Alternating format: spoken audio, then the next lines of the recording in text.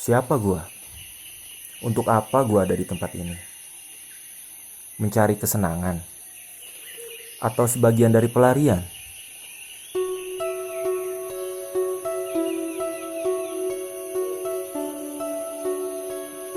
Gua Faisal, seorang pekerja swasta yang akhir-akhir ini biasa melakukan rutinitas normal. Sama seperti yang dilakukan kebanyakan orang seumuran gua. Apa gua senang? Bisa jadi, tapi mungkin juga enggak. Seiring bertambahnya umur, gua mulai merasakan kehampaan. Yang awalnya sesering itu ketemu temen dan sahabat, sekarang boro-boro. Dari keresahan itu, gua memutuskan melakukan sebuah perjalanan, mengunjungi tempat-tempat yang dulu sering gua kunjungi bersama mereka. Dan gua harap gua bisa ketemu lagi dengan mereka.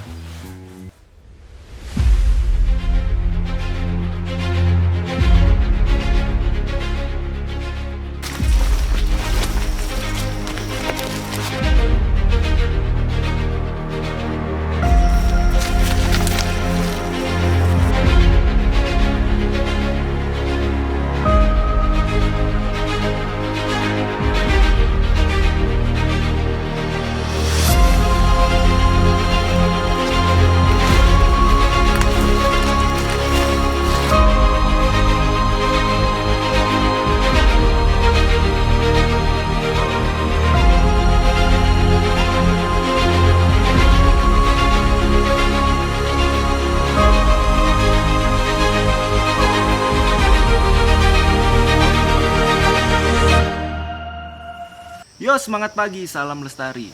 Kali ini gue lagi ada di sebuah hutan yang cukup lebat. Konon katanya hutan ini dulunya digunakan sebagai jalur pendakian salah satu gunung yang terkenal di Jawa Barat. Sekitar tahun 70, 80 hingga 90-an awal. Sebelum bicara lebih lanjut, kenapa jalur pendakian ini tidak dibuka kembali atau ditetapkan menjadi jalur ilegal? Kita harus tahu, sebagian besar gunung atau jalur pendakian yang ada di Indonesia ditetapkan menjadi wilayah konservasi. Secara garis besar, konservasi dibagi menjadi dua, yaitu kawasan suaka alam dan kawasan pelestarian alam. Kawasan suaka alam dibagi kembali menjadi dua, yaitu cagar alam dan suaka marga satwa. Cagar alam sendiri diartikan sebagai kawasan pelestarian ekosistem alam dan dibiarkan secara alami begitu saja demi menjaga ekosistemnya. Sama halnya seperti suaka marga satwa, dijadikan tempat pelestarian hewan dan pembinaan untuk keberlangsungan hidup hewan tersebut dan didiamkan secara lestari begitu saja. Terus, untuk kawasan pelestarian alam sendiri dibagi menjadi tiga, yaitu Taman Nasional, Taman Hutan Raya, dan Taman Wisata Alam. Untuk Taman Nasional sendiri mungkin banyak teman-teman yang udah tahu, seperti Taman Nasional Gunung Semeru, Bromo, Gunung Gede Pangrango, Gunung Cermai, dan sebagainya. Jadi hampir sama Taman Nasional ini dari cagar alam sebelumnya, tapi Taman Nasional ini biasanya bisa dijadikan tempat wisata, rekreasi, maupun penelitian.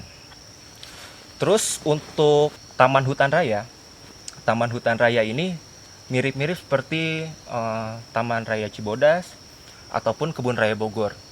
Jadi di tempat itu biasanya digunakan sebagai koleksi-koleksi tumbuhan maupun hewan. Bisa juga menjadi tempat wisata maupun penelitian.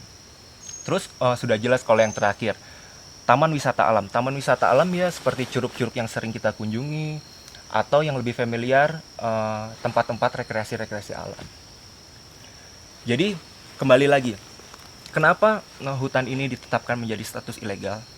Gua pribadi pun nggak tahu kenapa ditetapkan menjadi status ilegal dan tidak kembali digunakan menjadi jalur pendakian.